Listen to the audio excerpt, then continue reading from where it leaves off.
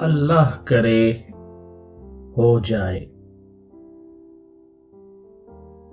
Justice Shaukat Aziz Siddiqui Jamaat Islami کے بانی رکن مولانا نعیم صدیقی مرحوم کے خاندان سے تعلق رکھتے ہیں۔ یہ دبنگ، دلیر اور خوددار انسان ہے۔ یہ اسلام، عشق رسول صلی اللہ علیہ وآلہ وسلم اور نظریہ پاکستان کو اپنا اثاثہ سمجھتے ہیں۔ جج بننے سے قبل راولپنڈی میں 23 سال وکالت کی، نام، عزت اور رزق حلال کمایا اور 20 نومبر 2011 کو اسلام آباد ہائی کورٹ کے جج منتخب ہو گئے۔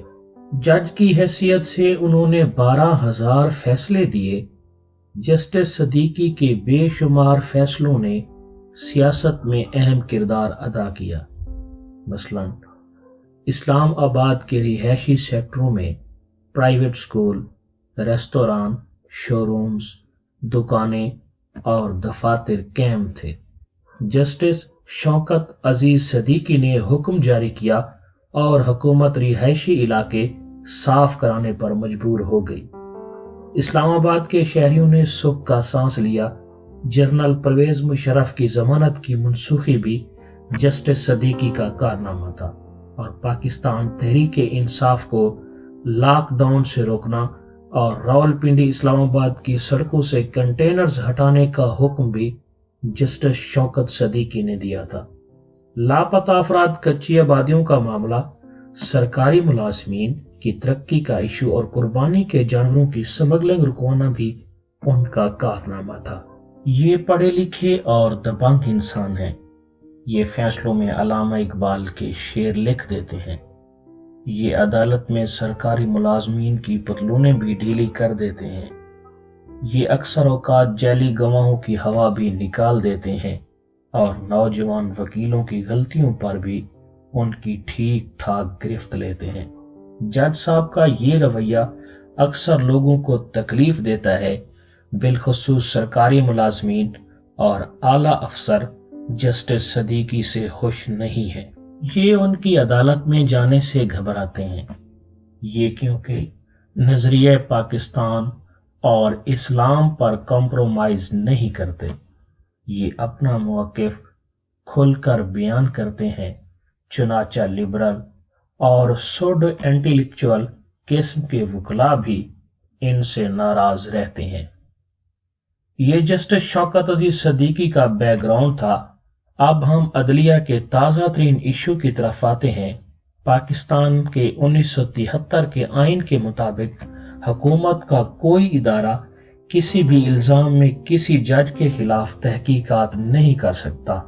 آئین کی دفعہ 209 کے تحت ججوں کو صرف سپریم جوڈیشل کونسل عہدے سے ہٹا سکتی ہے۔ ملک کا کوئی بھی شہری کسی بھی جج کے خلاف تحریری شکایت کر سکتا ہے۔ کونسل اس شکایت کو ریفرنس بنا کر جج کو شوکاز نوٹس جاری کرتی ہے اور پھر اس کے خلاف کارروائی شروع ہو جاتی ہے۔ کونسل میں 5 سینئر ترین جج شامل ہوتے ہیں۔ یہ پینل جج کا موقف سنتا ہے اور اگر جرم ثابت ہو جائے تو کونسل جج کو عہدے سے ہٹا دیتی ہے۔ یہ ملک کا قانون اور ضابطہ ہے، لیکن اس ضابطے پر آج تک عمل نہیں ہو سکا۔ سپریم جوڈیشل کونسل نے آج تک کسی جج کو اس کے عہدے سے نہیں ہٹایا۔ کیوں؟ کیونکہ ملک میں جب بھی کسی جج کے خلاف کوئی ریفرنس دائر ہوتا ہے تو وہ جج صاحب مستعفی ہو جاتے ہیں۔ جج صاحب کو اس استعفے کے 2 فائدے ہوتے ہیں۔ ہائی کورٹ میں 5 سال کام کرنے کے بعد جج پینشن اور دیگر مراد کے اہل ہو جاتے ہیں۔ یہ مستعفی ہونے کے بعد بھی ان مراد اور پینشن کے حقدار رہتے ہیں۔ چنانچہ جج استعفے کو ڈسمسل پر فوقیت دیتے ہیں۔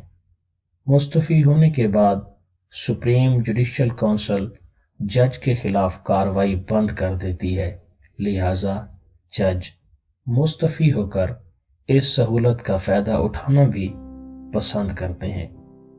जजों के खिलाफ ये तमाम कार्रवाई बंद कमरे में होती है। काउंसिल ने आज तक मुतनाज़ा जजों के बारे में किसी किस्म का कोई मवाद आम नहीं किया। वकला जजों की इन दोनों सहूलतों के खिलाफ हैं। ये तवील अरसे से सुप्रीम जुडिशल काउंसिल की कार्रवाई और जजों पर लगाए जाने वाले इल्जामात को आम करने का मुतालबा कर रहे हैं।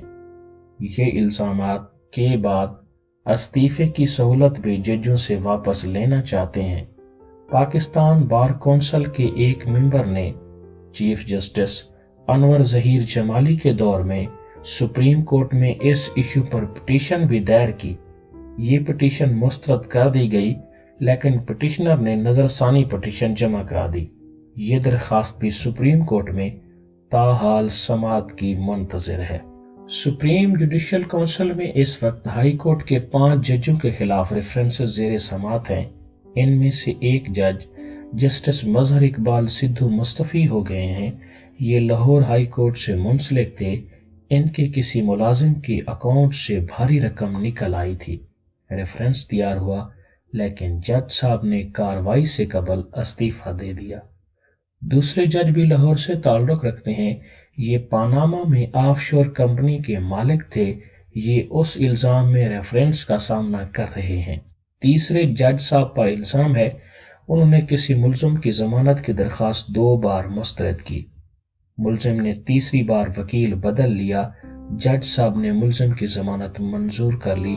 ये अपने ही फैसले की तब्दीली पर जेर समाअत है। चौथे जज साहब पर गैर कानूनी भर्तियों का इल्जाम है। इन भर्तियों में उनका सगा भाई भी शामिल था। ये भाई बरह रास्त डिप्टी रजिस्ट्रार भर्ती हो गया। ये भर्ती गैर कानूनी थी, ताहम जज साहब का मौक़िफ़ है ये भर्तियां मेरे आने से पहले ही हुई थी। और 5वें जज शौकत अजीज सदीकी हैं। ये भी इस वक्त सुप्रीम जुडिशल काउंसिल में पेश हो रहे हैं। जस्टिस शौकत अजीज सदीकी पर दिलचस्प इल्जामात हैं। हुकूमत ने जज बनने के बाद उन्हें इस्लामाबाद में सरकारी रिहाइश दी थी। ये घर पुराना था। जज साहब ने सीडीए के जरिए इस घर की तज़ीन व आरैश कराई। सीडीए के एक साबिक डायरेक्टर ने जस्टिस सदीकी के खिलाफ अख्तियारात से तजावुज की तहरीरी शिकायत कर दी। जस्टिस सदीकी पर दूसरा इल्जाम है उनके एक दोस्त मंजूर शाह 29 साल से सीडीए के मुलाजिम हैं। सीडीए रूल्स के मुताबिक मुलाजमीन को 10 साल बाद प्लाट दिया जाता है। मंजूर शाह को प्लाट नहीं मिला था। ये अदालत में पेश हुए और जस्टिस सदीकी के हुक्म पर इन्हें प्लाट दे दिया गया। ये प्लाट बादअज़ां अदालती हुक्म पर तब्दील भी किया गया। और इन पर तीसरा इल्जाम है जस्टिस सदीकी ने अपने एक ईसाई दोस्त को सीडीए से तरक्की भी लेकर दी और जब इसे ब्रेन हेमरेज हुआ तो इदारे को उसके प्राइवेट इलाज का हुक्म भी दिया।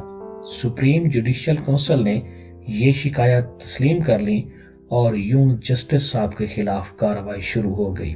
जस्टिस शौकत सदीकी के पास रेफरेंस के बाद 2 ऑप्शन हैं। ये भी जस्टिस मजहर इकबाल सिद्धू की तरह ओहदे से इस्तीफा दे दें और जिंदगी मजे से गुजार दें, या फिर ये रेफरेंस का सामना करें। ये खुद को बेगुनाह साबित करें और इज्जत के साथ अपनी मुद्दत मुलाजमत पूरी करें। जस्टिस शौकत अजीज सदीकी ने दूसरा ऑप्शन मुंतखब किया। ये रेफरेंस का सामना करने के लिए तैयार हो गए।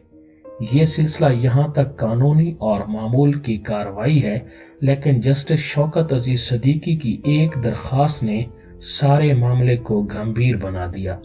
जस्टिस साहब ने काउंसिल से दरखास्त कर दी, आप मेरे मुकदमे को ओपन कर दें। मुझे आम मुलजमों, सरकारी मुलाजमों और सियासतदानों की तरह अदालत में पेश होने की इजाजत दी जाए। मेरे ऊपर बाकायदा इल्जामात लगाए जाएं। मुझे इन इल्जामात की सफाई का मौका दिया जाए और मीडिया, वकला और आम लोग अदालत में बैठकर इस मुकदमे की कार्रवाई देखें। जस्टिस शौकत अजीज सदीकी का कहना है میں پوری قوم کے سامنے اپنی صفائی پیش کرنا چاہتا ہوں۔ میں اگر مجرم پایا جاؤں تو آپ خواہ مجھے سپریم کورٹ آف پاکستان کے سامنے لٹکا دیں، میں اعتراض نہیں کروں گا، لیکن میں کرپشن، لا قانونیت اور بدعنوانی کے الزام کے ساتھ گھر جانے کے لیے تیار نہیں ہوں۔ جسٹس شوکت صدیقی کا دعویٰ ہے میرے اوپر الزامات لگانے والا شخص CDA کا ڈائریکٹر تھا۔ یہ مختلف الزامات میں درجنوں مرتبہ میری عدالت میں پیش ہوا۔ میں نے اس کے بیٹے کے خلاف بھی فیصلہ دیا تھا۔ ڈائریکٹر نے قانون اور ضابطے کے خلاف بیٹے کو CDA میں بھرتی کر لیا تھا۔ بھرتی کے لیے اشتہار دیا گیا تھا اور نہ ہی ضابطے کی کارروائی کی گئی تھی۔ یہ معاملہ میری عدالت میں آیا، ملزم اپنا موقف ثابت کرنے میں ناکام ہو گیا، چنانچہ میں نے اس کے خلاف فیصلہ دیا اور یہ میرے خلاف درخواستیں دینے لگا۔ جسٹس شوکت عزیز صدیقی کا کہنا ہے میرے سرکاری گھر کے ڈرائنگ روم میں 4 ٹائلز لگائی گئی تھیں۔ CDA کے ملازمین نے اس معمولی کام کے لاکھوں روپے وصول کر لیے۔ یہ ان لوگوں کا قصور ہے، میرا نہیں، چنانچہ میرے بجائے ان کے خلاف کارروائی کی جائے۔ منصور شاہ کو قانوناً 10 سال بعد پلاٹ ملنا چاہیے تھا۔ میں نے قانون کے مطابق فیصلہ دیا اور ادارے کو برین ہیمریج کے مریض کا علاج بھی کرانا چاہیے تھا۔ میں نے یہ فیصلہ بھی قانون کے دائرے میں رہ کر دیا۔ یہ ریفرنس بہت دلچسپ ہوگا۔ سپریم جوڈیشل کونسل اگر جسٹس صدیقی کی درخواست منظور کر لیتی ہے اور یہ ملک کی تاریخ میں پہلی بار کسی جج کے خلاف اوپن ٹرائل شروع کر دیتی ہے تو پاکستان میں نئی روایت کا آغاز ہو جائے گا، جس کے بعد عدلیہ کی عزت میں بھی اضافہ ہوگا اور ملک کی بے شمار مقدس گائیں بھی مقدس نہیں رہیں گی۔ ملک میں جج ہوں، جرنیل ہوں یا پھر جرنلسٹ ہوں، قانون کے سامنے سب برابر ہو جائیں گے۔ اللہ کرے یہ ہو جائے۔ یہ ملک اب زیادہ وقت تک مقدس گائیوں کا بوجھ برداشت نہیں کر سکتا۔